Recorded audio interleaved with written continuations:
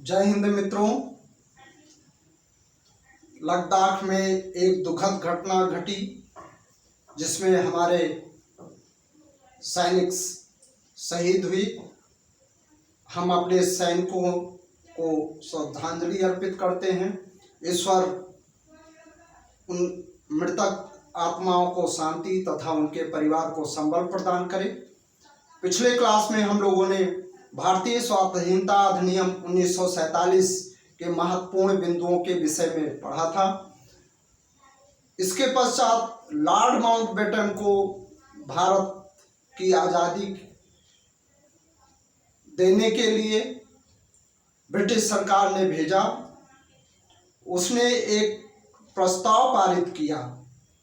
3 प्रमुख लोगों ने मिलकर एक प्रस्ताव तैयार किया जिसे बाल्कन प्लान, इस्मा प्लान, डिकी बर्ड प्लान के नाम से जाना जाता है। इसके अंतर्गत महत्वपूर्ण क्या था देखते हैं। माउंटबेटन ने भारत की आज़ादी के लिए डिकी बर्ड प्लान तैयार किया। यह योजना जनरल सर हेस्टिंग्स इस्मा, सर जनरल एबल एवं माउंटबेटन की एक समिति द्वारा तैयार की गई थी। यह योजना दिल्ली में प्रांतीय गवर्नरों की असेंबली के सम्मुख हेस्टिंग्स इस्मा द्वारा प्रस्तुत किए जाने के कारण इसे इस्मा प्लान कहा गया।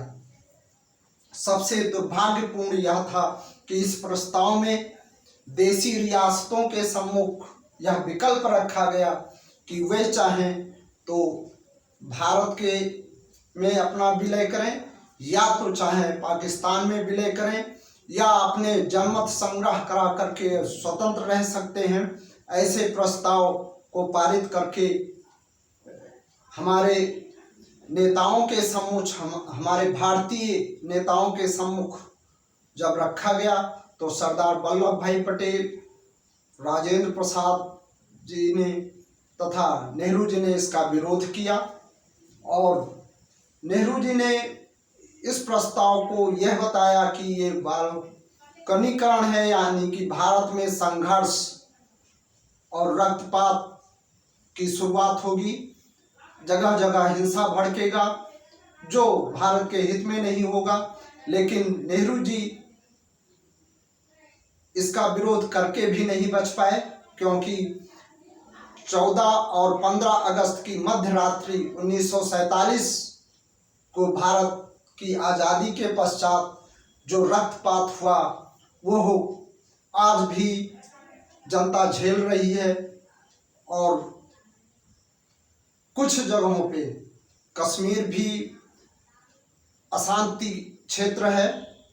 अगर उस समय हमारे कुछ नेताओं ने दृढ़ इच्छा शक्ति दिखाई होती कि एक बात रक्तपात हो जाने दो, नंगा नाच हो जाने दो, उसको हम संभाल लेंगे, अंग्रेजों के सामने घुटने ना टेकते और पाकिस्तान का विभाजन ना होने देते, तो शायद स्थिति कुछ और होती। हो सकता है उस समय क्या परिस्थितियां रही हूँ उस पर आगे हम कुछ कहना नहीं चाहते, लेकिन ये विश्वास अवश्य है कि अगर दृढ़ इच्छा शक्ति के साथ प्रतिरोध किया जाता तो शायद जो आज तक आतंकवाद पनप रहा है, कश्मीर में उग्रवाद, आतंकवाद जैसे नंगे नाच हो रहे हैं, ऐसा ना होता, लोगों को दर दर भटकना ना पड़ता, पाकिस्तान से में कटी हुई लाशें ट्रेन से जो आई 1947 में भारत में,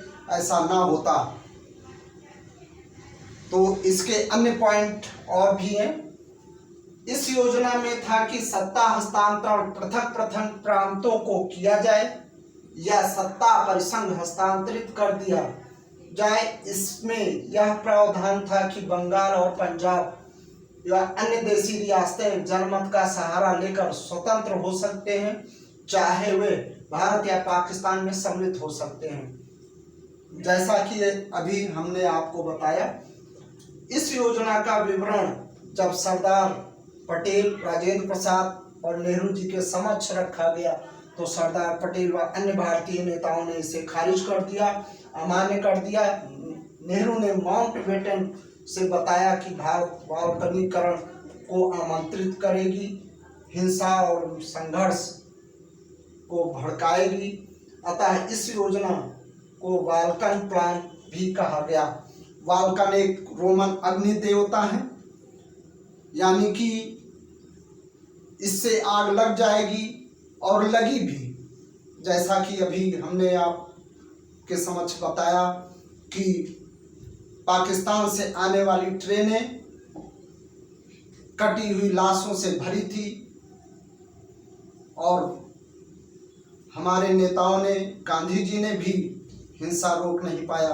फलस्वरूप गांधी जी को अपनी मौत से उस कीमत को चुकानी पड़ी और जिसका दंश भारत आज भी झेल रहा है। इन्हीं बातों के साथ मैं अपनी बातों को पूर्ण विराम देते हैं। जय हिंद, जय भारत।